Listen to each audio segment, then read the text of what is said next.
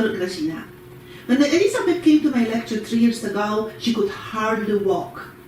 She had suffered from chronic back discomfort for 28 years. This discomfort was getting worse year after year. She has done everything possible to stop it. She searched for medical help, she was using supplements and herbs. She was exercising, and her diet was really good. And many things have helped her for a short period of time. But there was discomfort that was always coming back. The doctors prepared her that soon she will need a wheelchair because her back is getting in a really bad shape. She started to adjust her house so that it would be suitable for her to move in a wheelchair easily around. It was very depressing, but according to her doctors, it was unavoidable.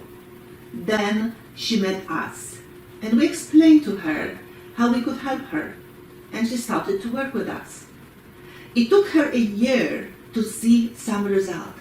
She was already started to lose hope, but we asked her to be patient, and it paid off.